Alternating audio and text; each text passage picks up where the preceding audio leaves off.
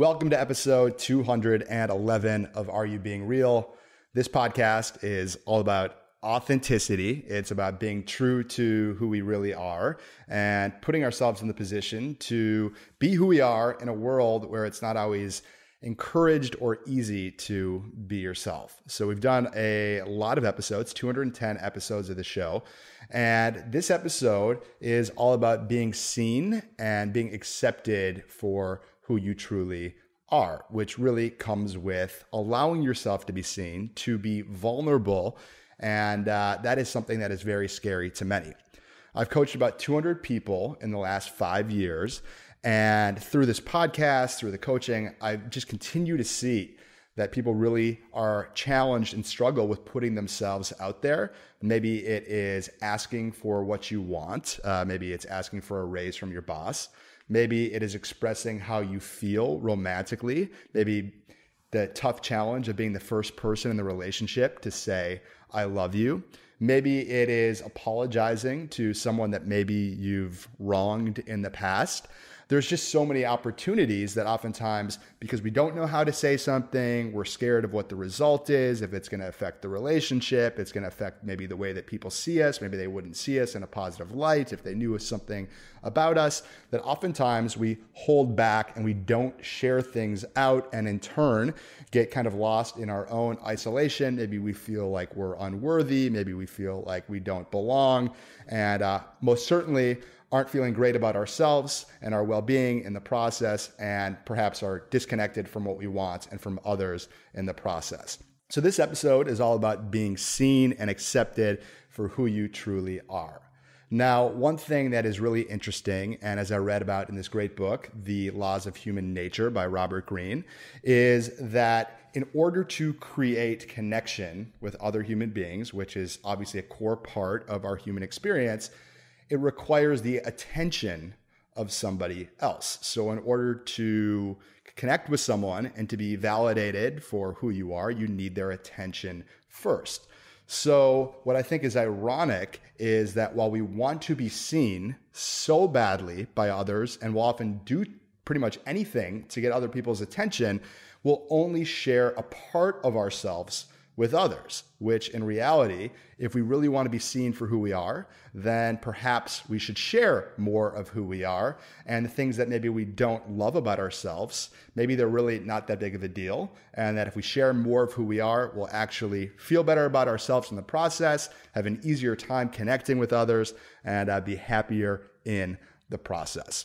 So a story that I want to tell about attention as it pertains to vulnerability and sharing who you are is the tale that we've all heard, the fable, The Boy Who Cried Wolf. So in the story, as we all know, the boy, for attention, would say that the wolf were preying on the sheep, and people at first would go and look out into their fields to make sure that their sheep were all right. And the boy kept doing this to the point when there was actually a wolf, and no one believed the kid, and obviously the sheep were then prey for the wolf.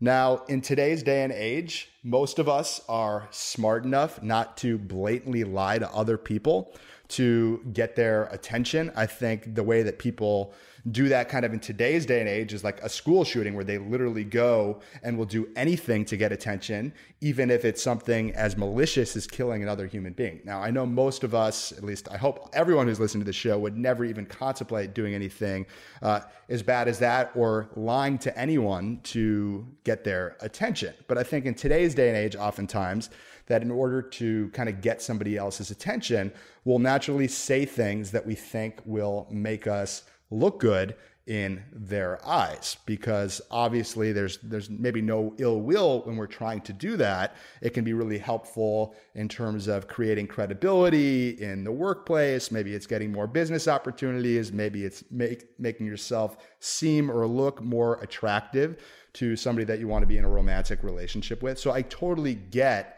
that is the reason why people do these things, why we only put out stuff that we think is going to make us look good or help us get what we want.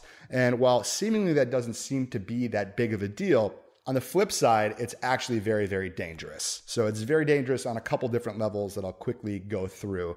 But kind of on the biggest picture macro level is that when so many people, billions of people in the world, when they're only kind of sharing their highlight reels or only sharing things that will make them look good, that kind of paints this mirage as to what actually is real and what actually is the status quo for people.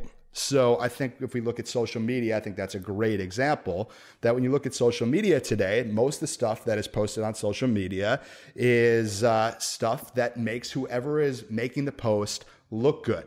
Whether they're sharing, a smile, maybe it's just a picture of a moment where they were smiling, whether they were happy or not.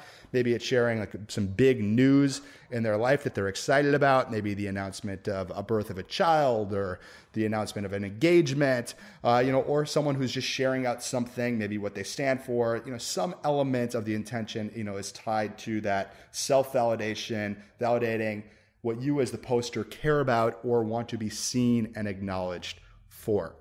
Now, like I said, where that becomes a problem is when everybody is doing that and they're not really sharing more of themselves, maybe the things that they're scared to expose to the outside world. So when you compound that effect over the course of, billions of people on social media, what happens is we don't really know what's true and what isn't true. And we kind of look at the status quo and whether it's conscious or not, oftentimes think that that's just the way it is.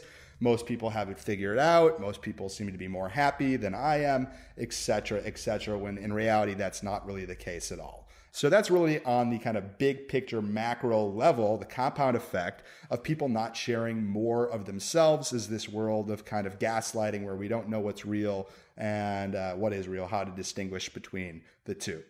Kind of on an interpersonal level, that we can't really connect with others if we're not allowing ourselves to really be seen. We can connect on a superficial level, talking about a movie or talking about sports. And I think that those are great ways to connect with people, but it doesn't necessarily fill that deep void of really being seen and understood and appreciated for all that you are, not just, one particular interest that you have. So when we're not willing to share how we feel or what we want with another person, then we are going to isolate ourselves from them and probably not get the validation that we want or that we feel we deserve, or to get whatever support we are looking for from this other person. And then on an individual level, on your own level, is when you are not allowing yourself to share and to be seen. It really is a true isolator.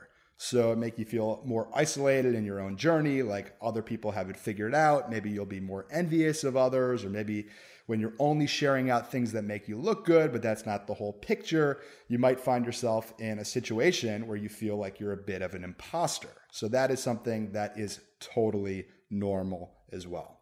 There's a good parable that I think really shows the value of being in our light and allowing ourselves to be seen.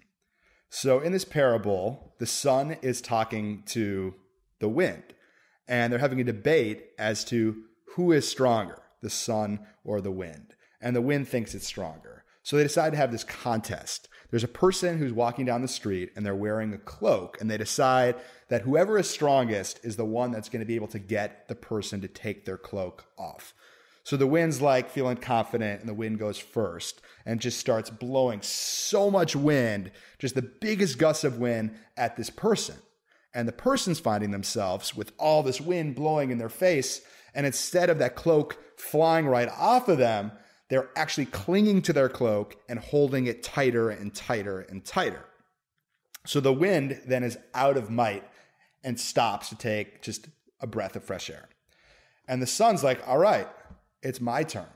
And the sun starts shining and radiating all over this person, that the person is starting to feel really hot to the point where they take off their cloak. So I love this story because I think oftentimes when we're trying to protect our image, we are like the wind. And at that point, we're just like wearing our masks and putting out the versions of ourselves that, we're trying to control the impression that other people have on us. And ultimately, we just start clinging to our masks, which is then really not accomplishing the whole objective of, taking off our masks, taking off our cloaks, And we're really clinging to that control that disconnects us from perhaps what we want most, which is to be seen in this example. Versus the sun, when we allow the sun to shine down on us, when we accept all that we are, the things that we love about ourselves, the things that we're ashamed about, the things that we're afraid to share out with other people, that when we step into our light and to let ourselves be seen, that is when we can bask in the full glory of who we are. As Brené Brown says, she says that vulnerability is really where our fear and our shame lives and really holds us back from feeling worthy. But when we have the courage to be vulnerable, that is where joy and connection and overall happiness and well-being live. So I wanted to invite you to step into that and to support you in finding your edge as to where you're finding yourself kind of holding back in terms of kind of playing to a certain persona, whether that is being, super masculine, or the idea of feeling like you have it all, figured out, that you have it all held together, when in reality, maybe that's not really how you truly feel on the inside. So it's all about taking off the masks. So I think one thing that's really, really valuable in terms of taking off our masks and letting ourselves be seen is this idea of recognizing how unique we are. And actually, a lot of the times, the things that we want to hide, maybe it's our sensitivity, maybe it's our feelings, maybe it's our really strong insight that we think might hurt somebody else, by telling them that that's actually our superpower. So by having the courage to be vulnerable and having the courage to let yourself be seen, to take off that mask, you can be more of who you are, which, as I've said on this podcast so many times, there are 7 billion people, but there are only one of each of us. So if we want to truly be who we are, to be what we came for, to have, the greatest possible life, to step into our fullest potential, then embracing and accepting all that who we are and putting that on display is the greatest way to tap into our own superpowers.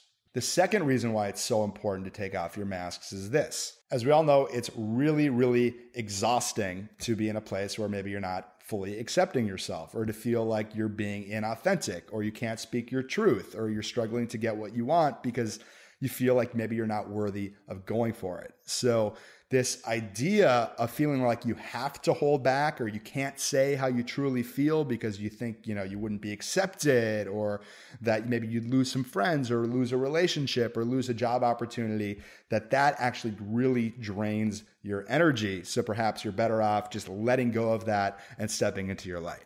And the third reason is all about healing.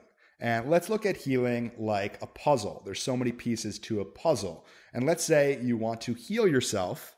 You can't not look at certain areas of yourself. It's like not having a couple important pieces to the puzzle that are needed to have in order to complete the puzzle. So in terms of healing, feeling full, feeling complete, you've got to be able to, and got to be willing to kind of look at all of yourself, and sometimes even share more of yourself in order to get the support that you want and that you deserve. So what I find is vulnerability is really a practice. It's available in any moment. And you'll find that when you start having the courage to be a little bit more expressive and allowing a little bit more of yourself to be seen, that it's something that gets easier and easier with practice. Now, when is a good time to be vulnerable? The reality is it's all up to you and what feels authentic and true for you. I would definitely say that don't push yourself. If you're certainly not ready to share something, don't share it.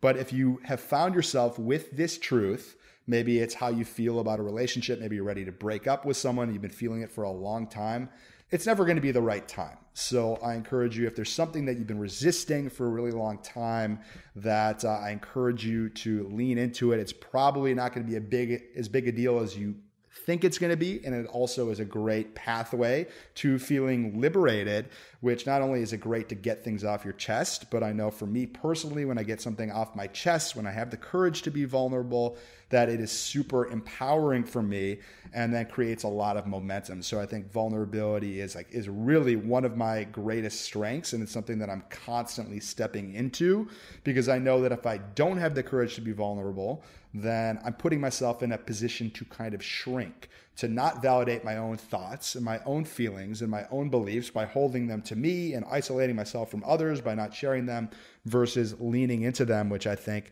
allows me to be the greatest version of who I am. So at this point in the podcast, I wanted to invite you to think about where your edge is, where you find yourself holding back, where you feel like perhaps you're not willing to let yourself be vulnerable. So maybe it is in a relationship. I think that that's often like the point where a lot of times it's most challenging to be vulnerable. So maybe it is in relation to your career and asking for what you want. Maybe it is expressing how you feel in a relationship. Maybe it is taking ownership and responsibility for the state of a relationship today, that maybe you're just not happy with where it's at, but you've been clinging to this position of being right that you're ready to let go of. So those are some opportunities. So I encourage you to think about maybe people in your life that you've got some sort of outstanding issue with. If there's anyone that comes to your mind, a great invitation here to have a powerful conversation with them where you take responsibility and you let them know where you're feeling and where you're at, and you're just super real with them. The same thing goes for if you feel like you're hiding a bit of yourself. This is a great opportunity to just share a little bit more of yourself. What I think is a great little metaphor here is think about it kind of like Halloween. So let's say you've got a friend that comes up to you and they're wearing this really scary mask and you're like, oh my God, this person is so terrifying. And then when they take their mask off, you're like, oh, it's just you. It's not a big deal. So I think oftentimes we're really terrified of letting ourselves be seen or sharing something that we're ashamed of or haven't talked about before. But in reality, once we speak it out loud, other people are like, that was really no big deal at all. Now, I'm really excited to share another thing with you, which is a project that I'm working on our Are You Being Real Facebook page. Now, as I alluded, this idea of being seen, allowing other people to see you, it's something that we crave and is what we want as human beings. And social media, I think, is an incredibly valuable tool for us to keep in touch with people, to, see good content and articles and, to share what we stand for and what we believe in. Yet at the same time, people want to share things that are going to make them look good or are going to make them just be happy. And that's not just what life is. No one's happy all the time, despite that. Maybe that's how it looks on social media. And no one's got life all figured out as well. There's no step and repeat as to how to live an authentic life, how to make a ton of money, how to be happy all the time. Any of those get-rich schemes are just that, get-rich schemes that may or may not have worked for the person that's trying to sell you them. So instead of all of the highlight reels on social media, we want to, on the Are You Being Real Facebook page, highlight reels. So we want to highlight vulnerable shares, authentic shares that whether you make them on social media or maybe that's just a post that you see on social media that you feel is so real and so open and authentic and also inspiring and helpful in some sort of way. We're going to be aggregating all sorts of posts like that on our Are You Being Real Facebook page. So I wanted to invite you to get involved. So, this ties into that kind of stretch as to perhaps how you can be more open and honest, allow more of yourself to be seen. We would love to support you with that. If you want to get involved in this Facebook project, we'd love to partner with you in that regard. We'd also love your support if you see any posts that you think really feel like Are You Being Real, which when I say that, I mean they're open, they're honest, they're vulnerable, and they're also uplifting and supportive for others. Because as human beings, we're all dealing with a lot of the same insecurities and fears. And I know loneliness is a big problem, especially here in the age of social media. So we really want to kind of be the opposite of the status quo for social media on the Are You Being Real Facebook page. So instead of just the stuff that only makes people look good, we're going to share some real stuff that's hopefully supportive for you as well. So I wanted to share about that and invite you to get involved. But one last quote to close out this episode.